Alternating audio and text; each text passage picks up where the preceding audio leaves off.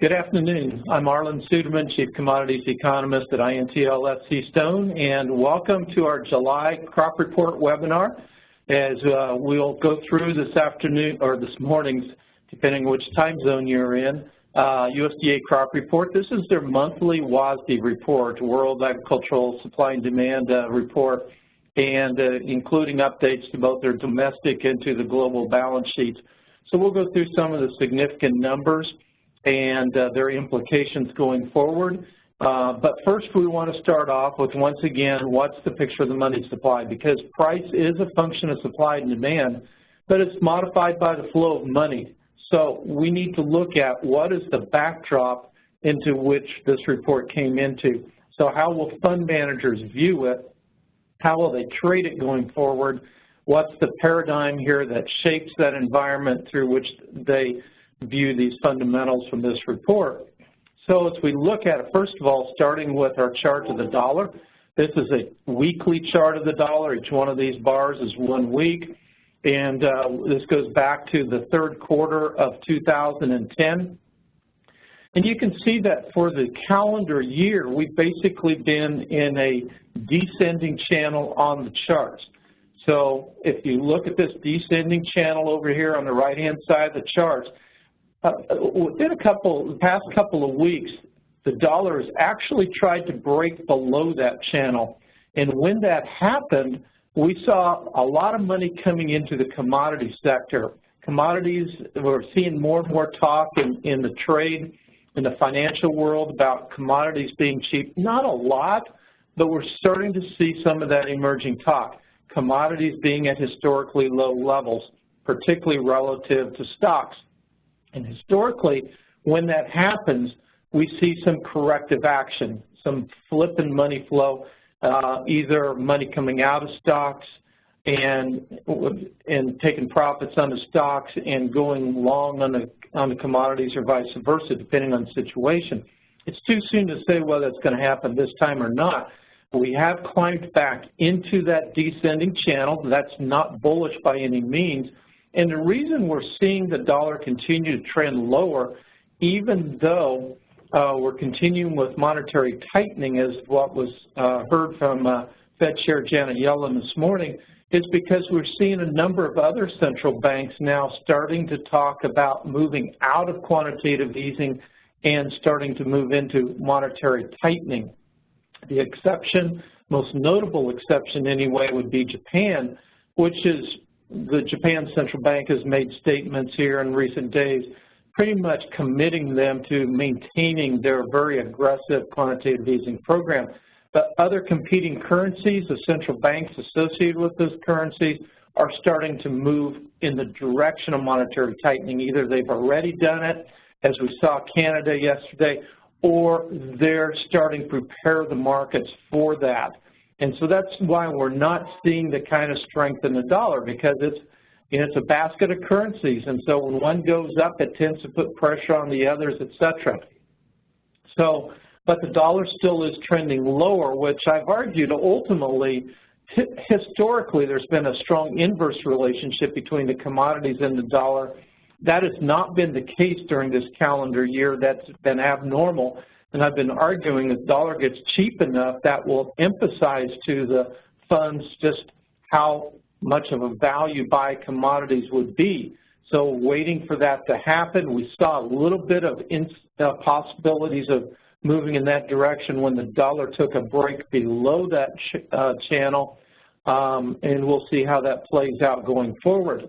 Now, as we look at the CRP index, and once again, I'm going to show you charts for both the CRB index and for the continuous commodity index.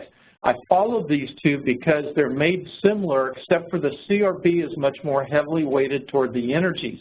And you can see the breakdown there on the slide. 23% is crude oil, 39% are energies as a whole, versus the continuous commodity index, which is an equally weighted index.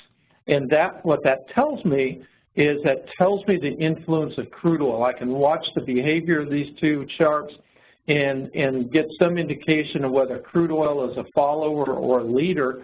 And looking at this chart now, we see the CRB index basically been in decline now for several years.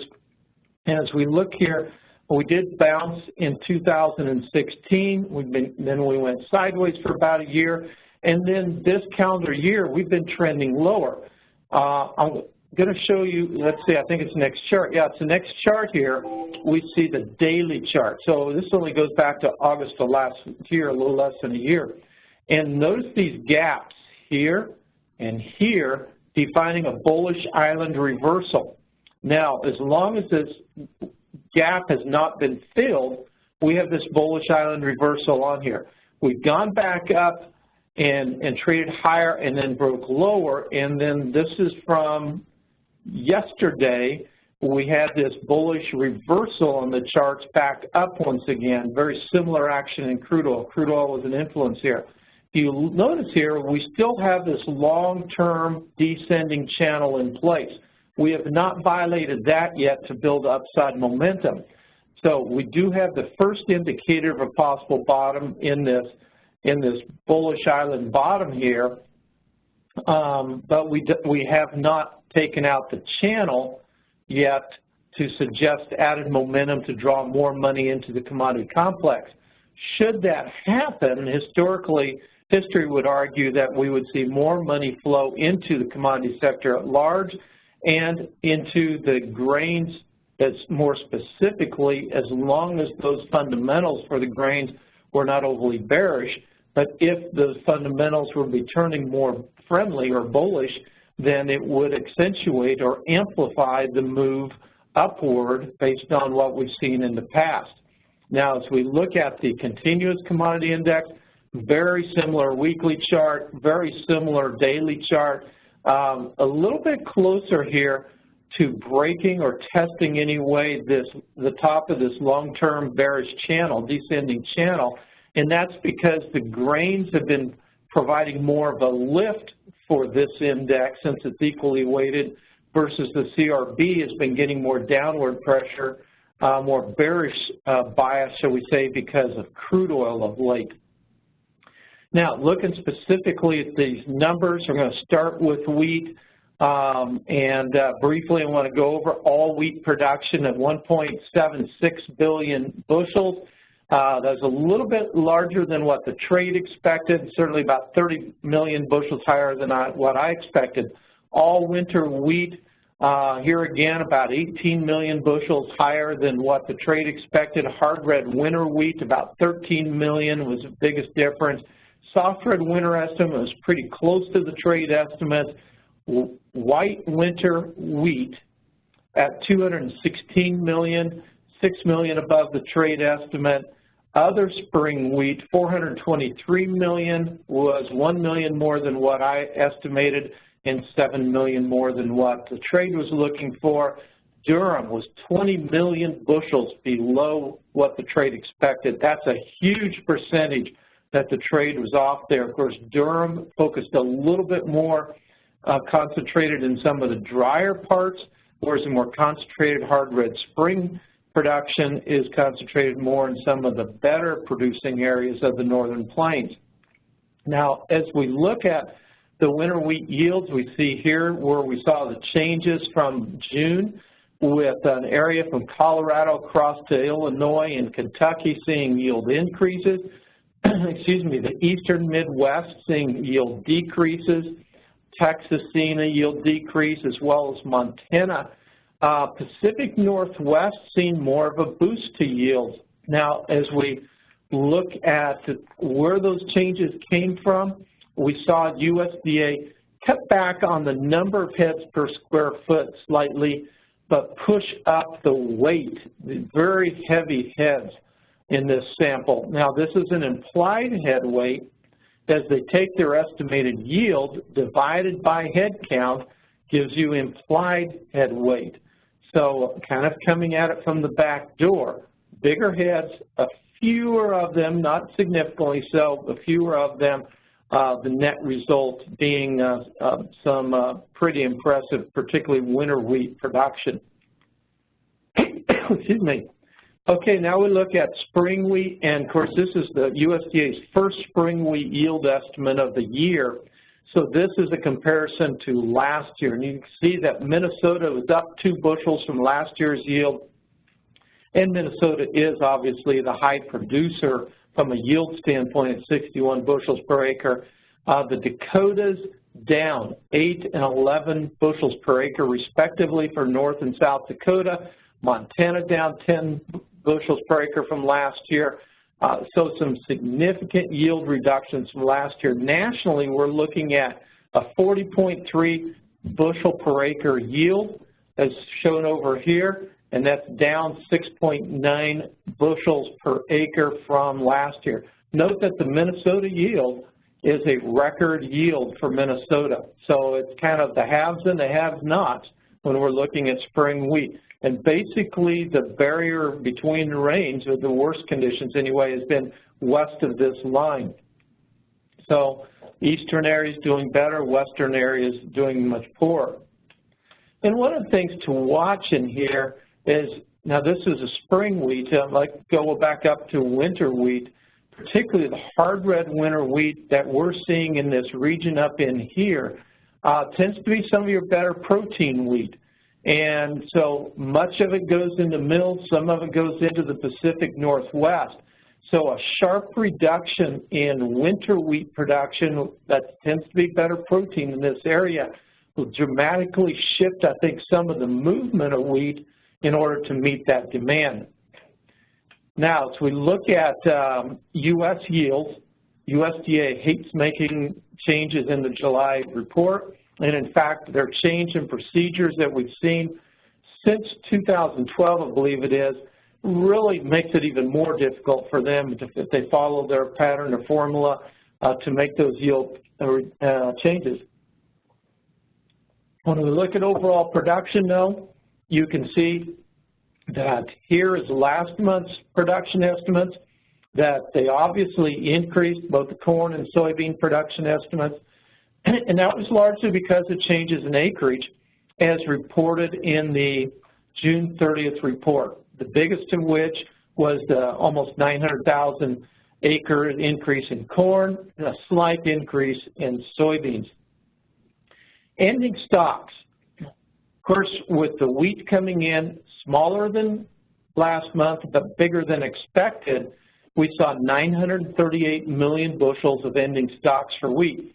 Some of that's adjustments in the demand side of the equation as well, but much of it's from the production. Now, I said demand, I said some of it was demand.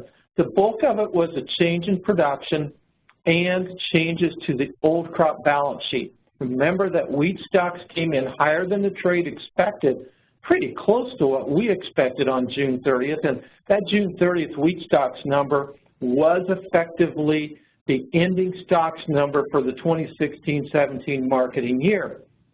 So that got raised, and then you add on the more wheat production than expected, and it ended up then with ending stocks a little bit higher than what expected, quite a bit higher than what I anticipated. And here again, that was because winter wheat production coming in higher than expected. If we look at corn, we had very similar type of changes. As we look at the new crop ending stocks at 2.35 billion bushels. 2.35 billion bushels. Trade was looking for 2.81 billion bushels.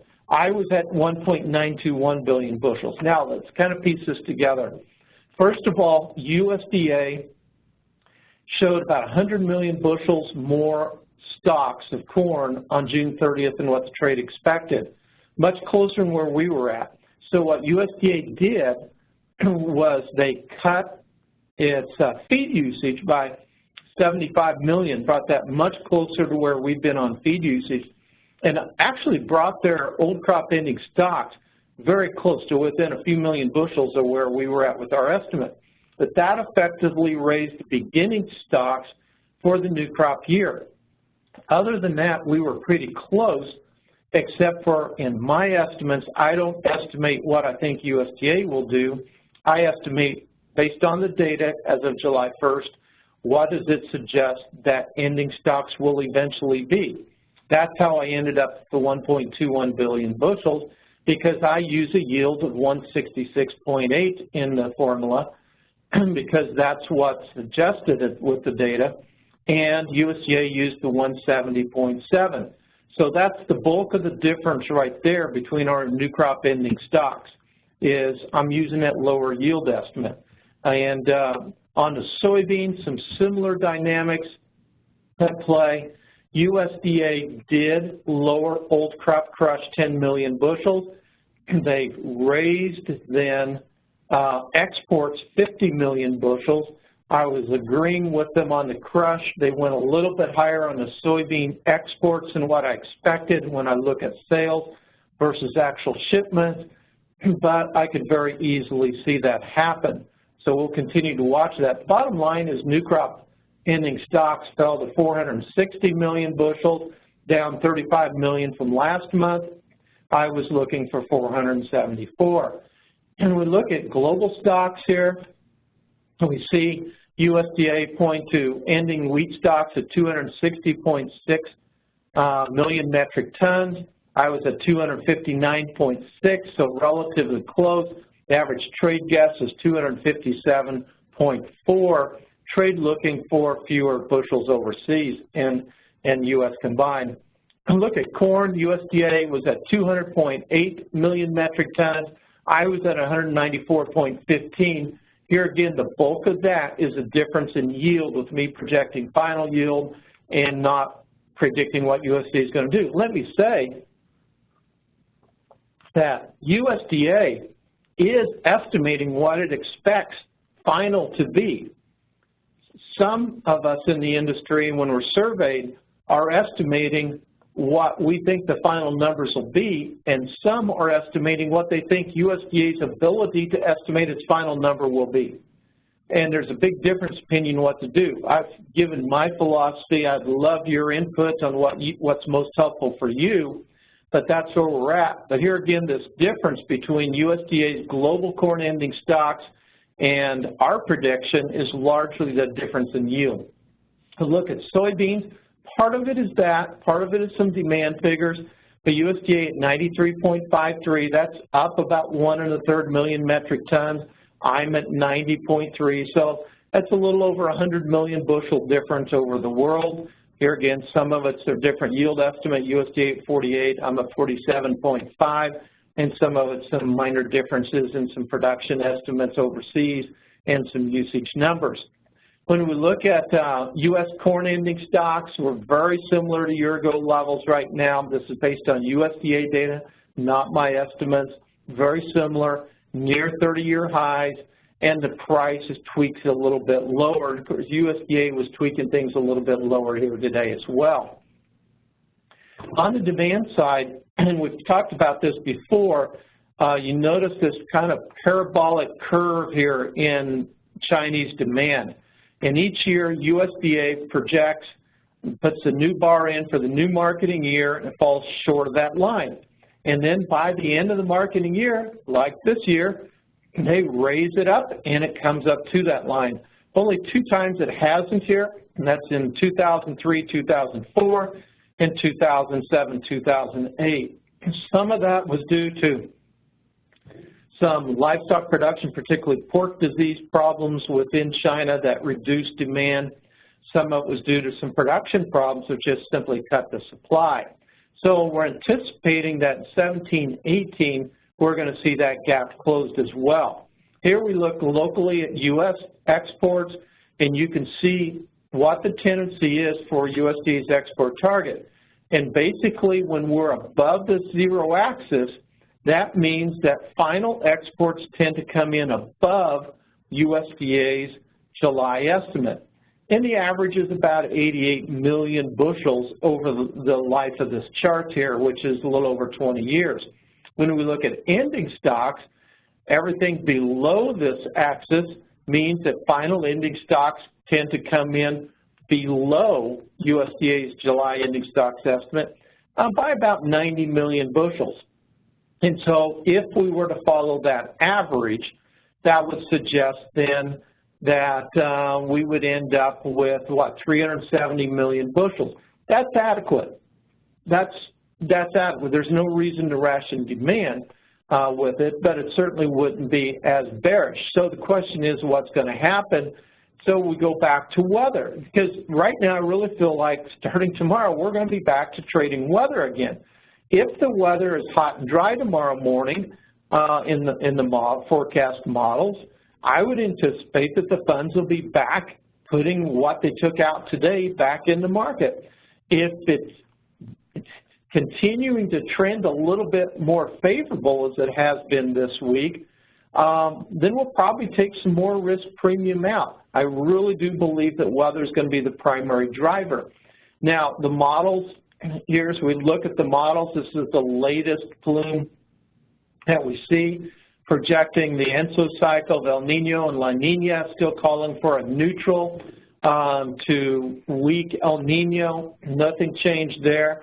We look at sea surface temperature projections, and this is for the August, September, October time period. We're generally looking for something pretty neutral here for the ENSO region, and basically warm off the southwest coast of the United States. A little bit of coolness, neutral maybe right off the Baja of California. That's just still generally favorable, but there's been one big fly in the ointment. This is something we've been showing you.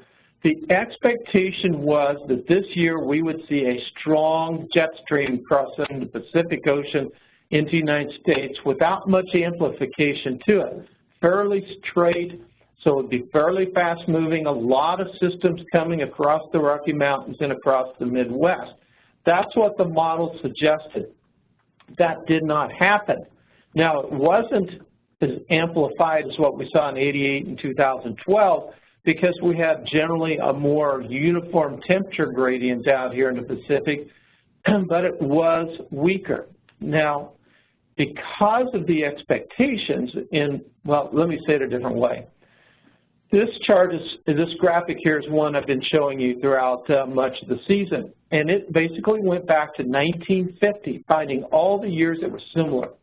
Commodity Weather Group couldn't find a year, going back all the way to 1950, that's 67 years, could not find a year just like this year. But when you look at the years that were similar in their makeup and what was the driving forces of weather, 26% had a hot and dry Midwest. That means 74% were more favorable, generally favoring above trend yields. I think it was interesting that, was it last week, sometime in the last week, I can't remember the day, I think it was last Friday, one of my peers in the company, one of the brokers here in the company, we had our daily call with Commodity Weather Group and asked the forecaster, so are we in the 26%? And he said, yes, we are in the 26% this year. So were they wrong? No, they gave us the odds. It's just that when the odds come back 74 to 26%, the mind goes, it's going to be favorable. That's the human tendency. We forget that 1 out of 4 of those years, it's going to be the other way. And that's what's happening this year because largely that storm track has not been as strong as the model suggested. That seems to be the big differentiator this year.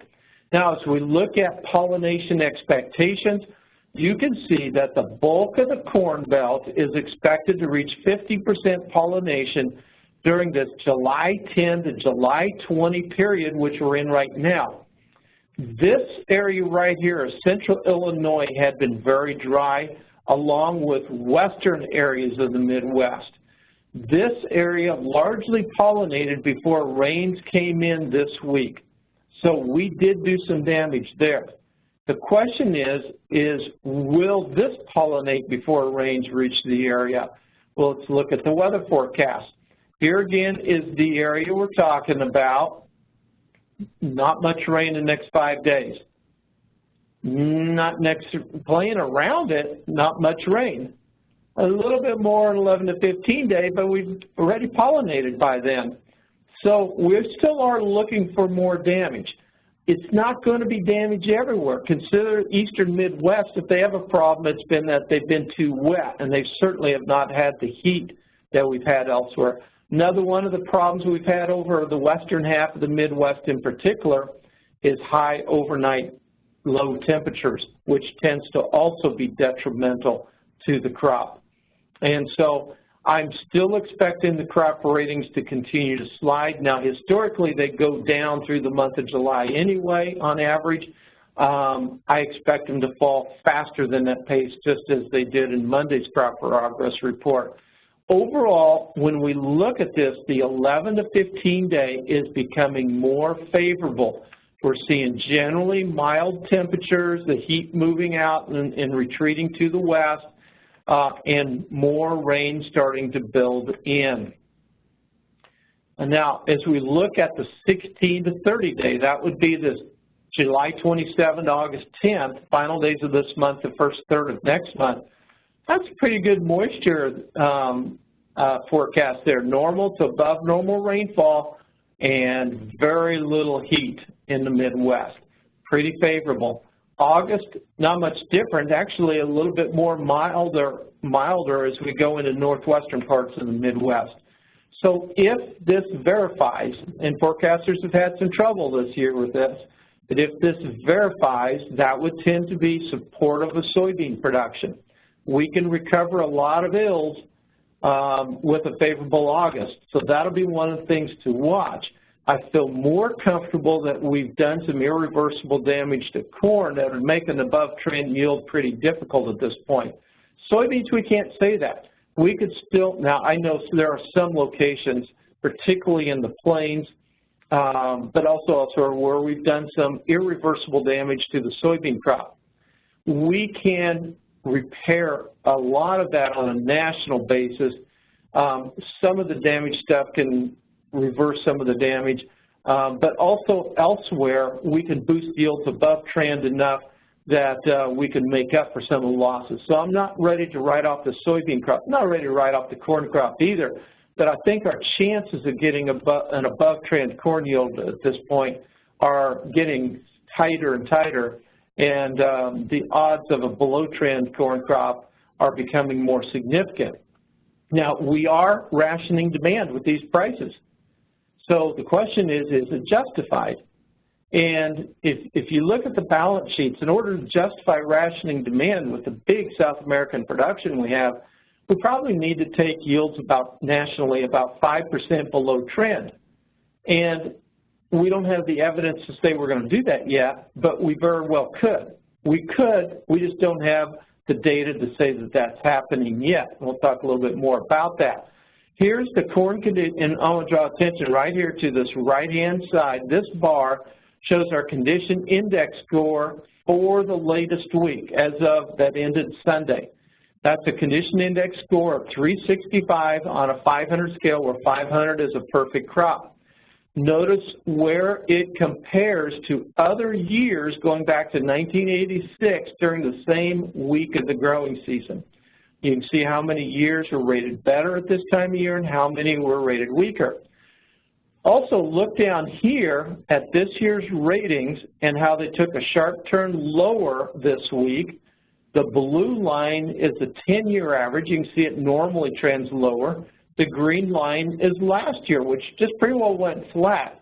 Historically, we declined in ratings through July and much of August, and last year we stayed the same or actually went up a little bit.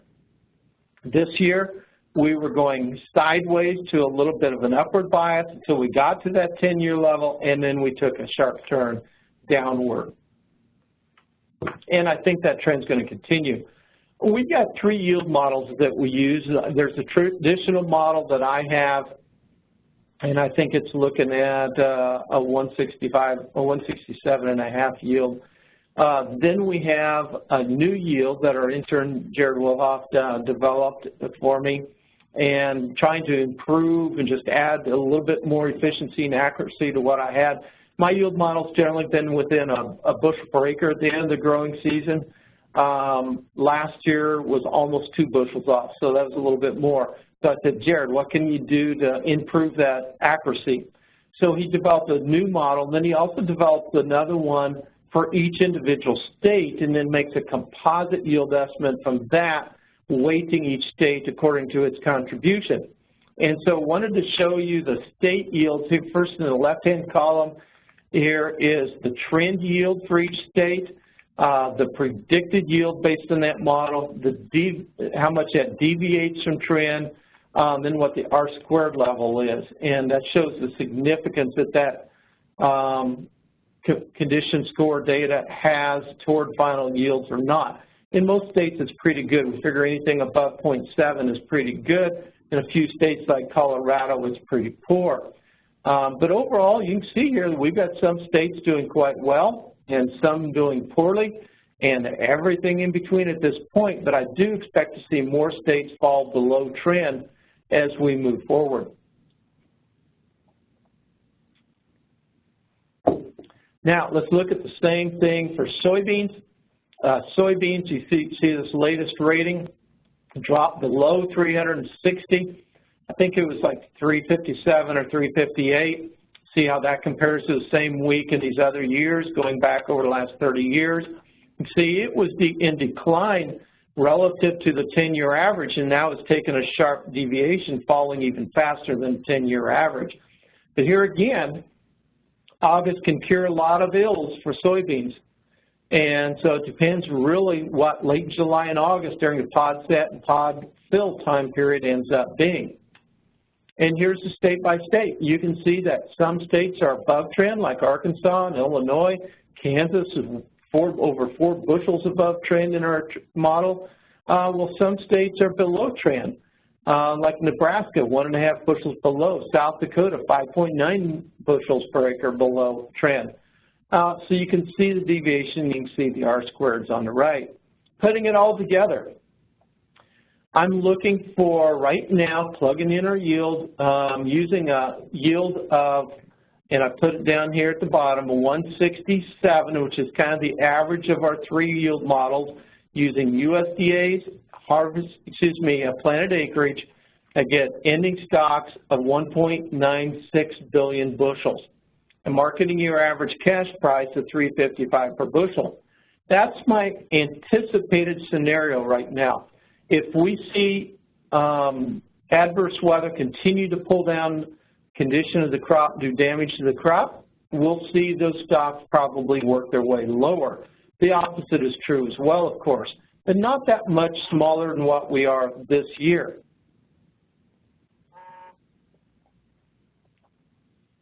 Now, my bearish scenario, I keep USDA's trend yield in there, same amount of acreage.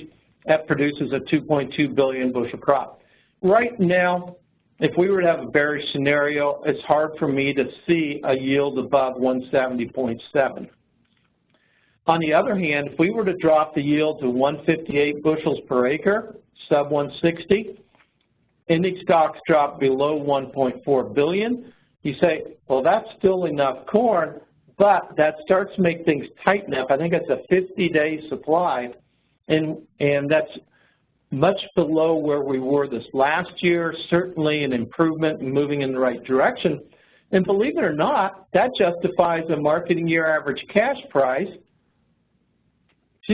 of $4.75 per bushel. So we could get quite a run on the board if we were to drop the yield down to that level. So that's one of the things to watch. Has the damage done so far, plus anticipated damage going forward, been sufficient to drop our national average yield below 160? That's going to be the key. That's the question for the trade. And it really does put added emphasis on our August 1st survey, client survey. And so we're going to pay a lot of attention to that, and I think a lot of other people will be as well. On the soybean side, here again, ending stocks projected at 473 based on a 47.5 bushel yield and 89.5 million acres. Our bearish scenario would be to see a growth in stocks of 790 million bushels and a marking your average cash price of $8.30 a bushel. And this shows a yield of repeating last year's big 52.1 bushels per acre. Here again, that's not what I expect, but neither can I rule it out in either for the soybean crop. My bullish scenario here uses a yield of 45 bushels per acre, same acreage, and that draws ending stocks down to about 312 million bushels, justifying a marketing year average cash price of $10.35 a bushel. So when you look at that number compared to the bullish scenario, it shows a potential difference there among likely possible scenarios of about $2 per bushel. A lot of money flow inferences there. Winter wheat yield came in at 49.7 bushel. That was a little bit higher than what the trend yield has been. Overall, we're looking at a sharp decline in spring wheat condition ratings right now, and you can see how they compare this year to previous years. They're lower than every other year recorded except the 1988 year. The problem in that year is we had these yields falling, and we had falling stocks. Adverse weather was certainly a case as well for this crop in 1988. And so it did certainly boost prices, but it was kind of a late, Johnny-come-lately type of story as far as when the stress hit. But anyway, there have not been any other years besides 1988 where crop conditions were as low as they are now at this time of year. If we look at projected wheat stocks by class, we still have, what is this, about a 7-month surplus supply of soft red winter wheat, much tighter hard red spring. This is up around 60, 65, somewhere in their day supply. Hard red winter wheat, no reason to really rally it. Yes, we are drawing down domestic stocks. I believe we'll draw down global stocks in the end as well for 2017-18. But frankly, we have lots of wheat outside of the protein wheat. For example, look how far we've rallied soft red winter and how big stocks are at that 7-month surplus. Now, if you look at new crop futures for soft red winter wheat in Kansas City as well, it's been trading prior to today above $6. There's a lot of farmers who'd love to lock in those kind of prices right now for new crop and expand their winter wheat production. And the market's really trying to do that while also encouraging some quality wheat production. Excuse me.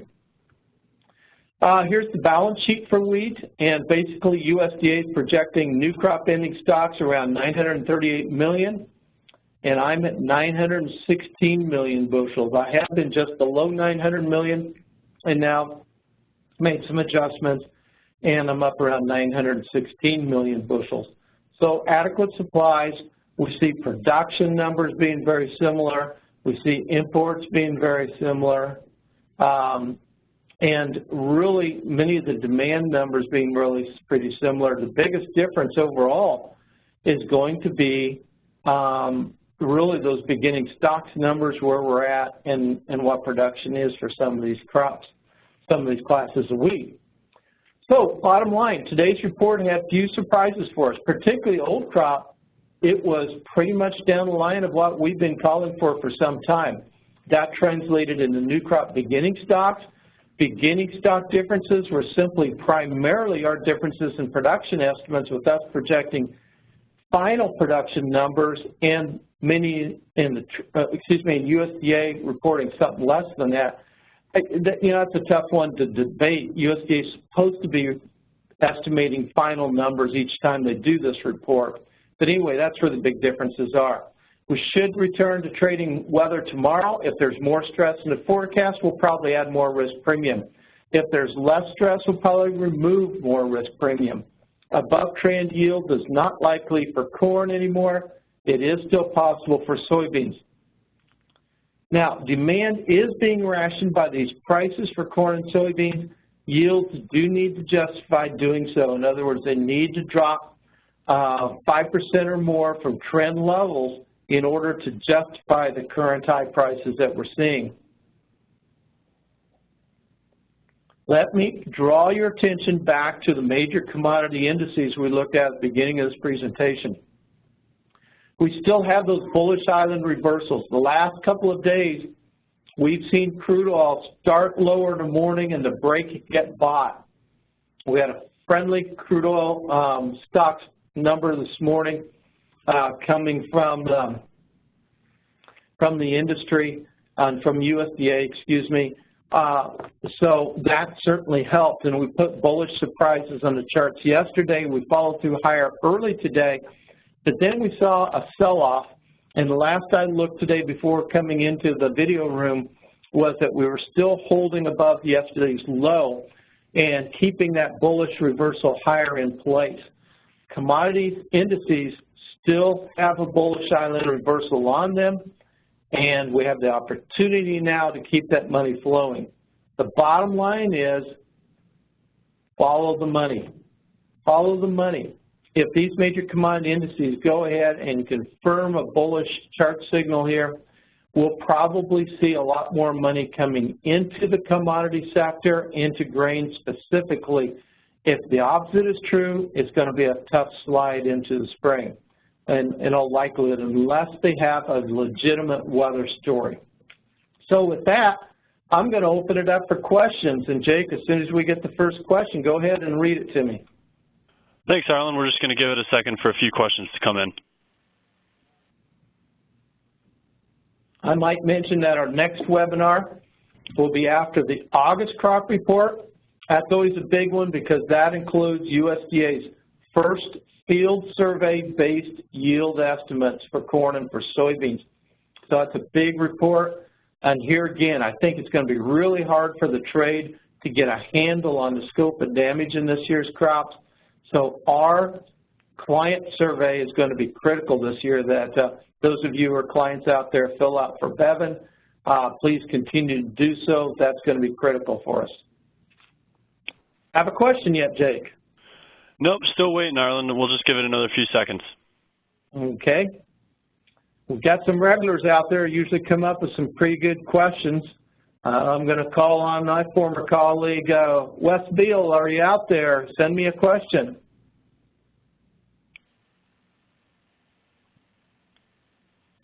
I might mention that in the wheat production numbers that we saw today, one of the things that it did confirm is where we had the heavy snows, up to 2 feet of snow, back the end of April, 1st of May, did a lot of damage to the plants themselves. The yields have been amazingly good. Not as good as last year, but compared to what we expected, they have really come in better than expected. And the protein in western areas has been much better than expected as well. So it's really hard to argue with USDA's numbers once you break it down and look at it. So I made some upward adjustments to my numbers as well.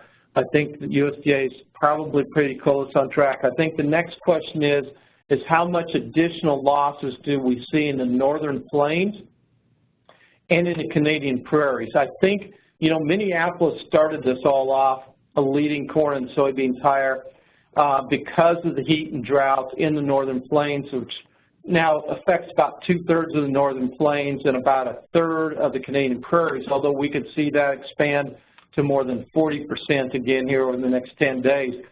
But we pretty much, I think, have priced in a lot of the expected losses in hard red spring. The question is what's going to happen with the Canadian crop.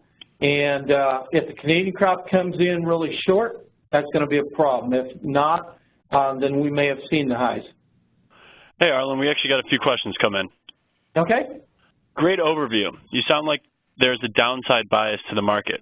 Yield hit to justify current prices. Can you talk about the weather forecast and why CWG thinks we are in the 26%? It's in the 26% because rains have come in below expectations, but a number of the scenarios included that. But the other thing is we have more heat.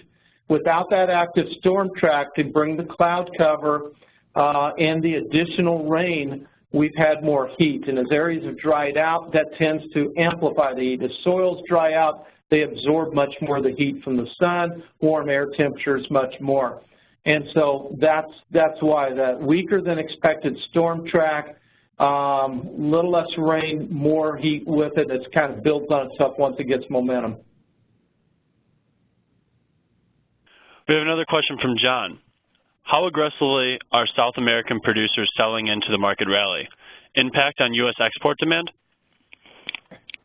They had been rather slow, and in both Argentina and Brazil, they weren't happy with the prices, but currency exchange rates were helping offset some of that.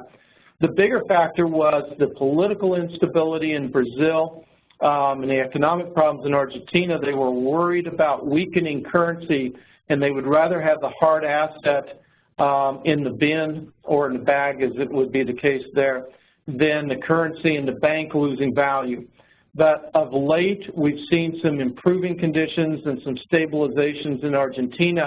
And in Brazil, we've had some developments that suggest that reforms there, with all of the corruption in their government, we've seen some reforms moving forward. And then today we saw reports of where a court had found a former president guilty and of some of the charges against the former president, and the currency really rallied sharply. So we're trying to get some information, and granted our communications are somewhat hampered by also trying to get this webinar put together, but trying to get some information now on the influence that has had on farmers selling. Farmers like a weaker currency there for the purpose of selling grain, but if they feel like the low is in relative to the dollar, they'll also become more aggressive in selling as well. So they have become more aggressive lately, feeling like maybe the bottom might be in. Now we're trying to get information to see whether that selling has accelerated or whether it's slowed up because they think maybe it'll correct back down again and give them another chance. You may have already covered this, but another question came in. Can you talk about cash prices in Brazil?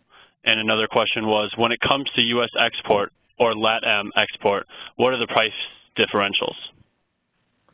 I didn't check the differentials today. I know that we're basically pushing prices below $2 a bushel in Mato Grosso, is my understanding of the last time I checked, and what we've seen in price trends ahead of here in the last few weeks. So they have a huge surplus now in Mato Grosso, and that's a real problem. When talking about prices at the port, Argentina was the first to go below U.S. Gulf prices, and Brazil is now moving below U.S. Gulf prices as well. I cannot remember the specific numbers today. It's been a few days since I double-checked that. But Argentina and Brazil are both below this, and in anticipation of this is why we have seen export sales drop dramatically from the levels they were at for corn in the last few weeks. And we've still been aggressively shipping, but we've been shipping what was previously sold. But we're not making new sales is the bottom line. Those new sales are now going to South America. USDA did raise its export. Oh, wait a minute, they left it the same today. I still think USDA might have to raise its export target a little bit for old crop. It's already down considerably for new crop. Today, as I looked at it, actually lowered my new crop a little bit lower than what USDA is at as well. I think they're at 2.225 billion bushels for the old crop, 1.825 billion for new crop. And I think I went down, I can't remember now, it's 1.775 billion or 1.8 billion, but a little bit lower than the USDA for new crop because of the size of that South American crop and how price competitive they've become, really pricing us out of the world market. Next question, Arlan. On the corn, with the large planting window with high replanting percentage, could add more weather risk than usual with expanding exposure to dry and warm weather. How is it factored into your projection yield model? Yeah, absolutely. And particularly I'll use Illinois, for example, or Indiana, where they've had some very heavy rains. Indiana continuing to be wet. Had some more storms go through there here recently again. But the heavy rains early in the season really packed that topsoil tight. Has really restricted root movement, and that also impacts the ability of the root to take up nutrients. Now, it means you can get a flash drought in a type situation. Illinois, central Illinois in particular, that was the problem. They were dry. They did stress the crop during pollination. Indiana, they've had continuous moisture for the most part, avoided the flash drought problem, but it still impacts the ability of the plant to take up nutrients. So that is a factor. That gets factored into the weekly crop ratings. Our models are largely based on those ratings at this point. Now, previous to this, I've been a proponent of building in weather factors and everything else into yield models, but we have found, because I was always a critic of the ratings, that in going back and looking, and I used to fill out those ratings myself in a past life, we have found, believe it or not, that the ratings have very strong correlations by the end of the season. That was just hard to duplicate with our other efforts. We're still looking at things we can do to tweak it in the way of weather and other factors. But so far, the crop ratings, with all the criticism you can justifiably throw at them, still have some significant problems. And so as a result, we're basing it still on those indexes, and those indexes, where they have the rooting problems, the stand problems, the people filling out their ratings largely know that, factor that into their values. You can see that in the state-by-state numbers that I showed you, and so it's pretty well factored in. Thanks, Alan. We have another question. Can you talk about Germany/France? What is INTL FC Stone's expectations for Europe? Are they going to go to LATAM versus the U.S. at these prices? A couple of things there. We generally saw some hot, dry weather across much of Europe, and now we're following it with some heavy rains. First, we were worried about hot, dry weather impacting early corn production and grain fill for wheat. Now we're worried about the rains hurting the quality of the crop. Focus more on, first of all, as we look at France, we're seeing some significant quality issue concerns start to emerge with the crop there. Germany, those same concerns are. Germany has the higher protein wheat, so if their protein would end up dropping, then they would end up having to import more Canadian hard red spring. If the Canadian hard red spring isn't there, we could really amplify these gains in the Minneapolis market. If German protein levels are okay, that reduces their import needs. If Canada's crop is fine or not enough losses to cause problems as well, then it also reduces the concerns there, and we can see spring wheat prices work their way lower. It's very, very difficult to ration demand of hard red spring wheat with higher prices. Just look back at, what was it, 2008, where we traded up to $25 one day for the spot contract.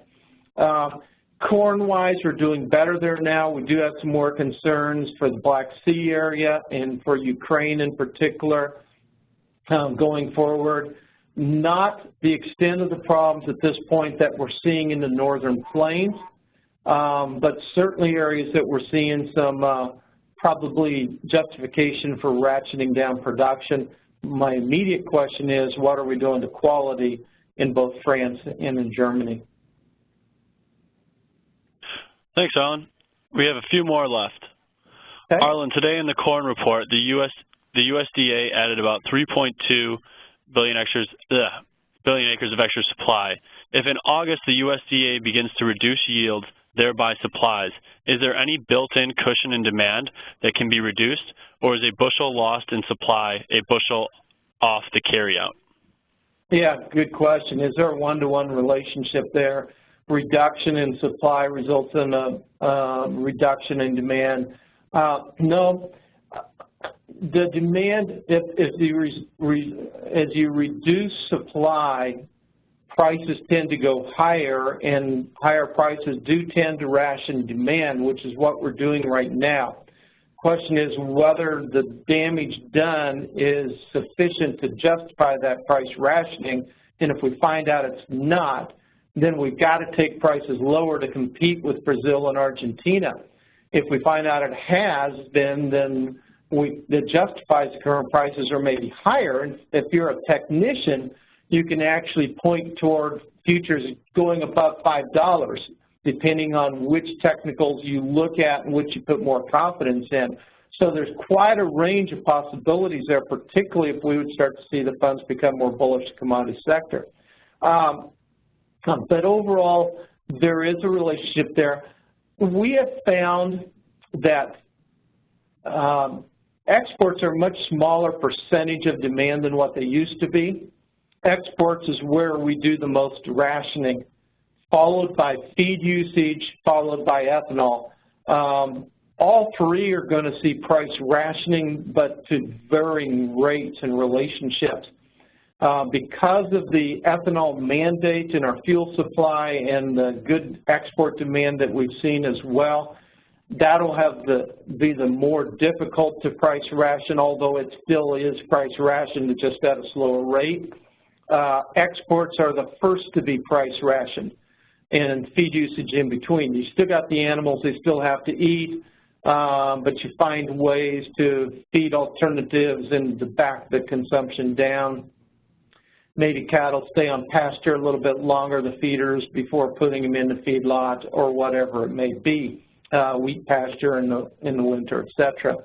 So that is a factor, and so when I look at my expected bullish and bearish scenarios, I try to make adjustments in demand as appropriate relative to that. Arlan, looks like we have two more questions if you have time. Absolutely. At the actual high spread price between KC winter wheat and Minneapolis spring wheat, how far do you see the spread between KC Minneapolis price? That's a matter of emotions. There are certainly others who are far wiser than I when it comes to spreading people within our company. But keep in mind that Minneapolis, as I said, is difficult to ration demand with price. At the same time, with the supply that we have, hard red winter is much easier to ration demand. And so that spread can get very large. I'm trying to remember the numbers from back in 2008, and I can't remember right offhand, and I didn't bring it with me. But that's a spread I'd hate to be trading in this kind of environment. The last question comes from Tyler. Do you see any need for demand changes in the upcoming WASDE reports, particularly corn and beans? As I said, I'm a little bit lower on new crop corn exports, a little bit higher on old crop. On soybeans, I'm pretty close on the crush, and pretty close on exports as well, which kind of scares me because USDA usually underestimates demand on soybeans for exports. That I'm looking at the South American crop and what they're going to do and how much they're going to expand going forward. So I don't see too many changes there in the balance sheet that they need to make. I think the primary thing is where's feed usage going to come out. I do think they're still a little bit too high on feed usage for old crop and maybe a little bit low on new crop. So with that, we'll wrap up today's webinar. Keep it right at an hour or so. And we appreciate everyone being with us, and we'll be back in August following the crop report. Thank you.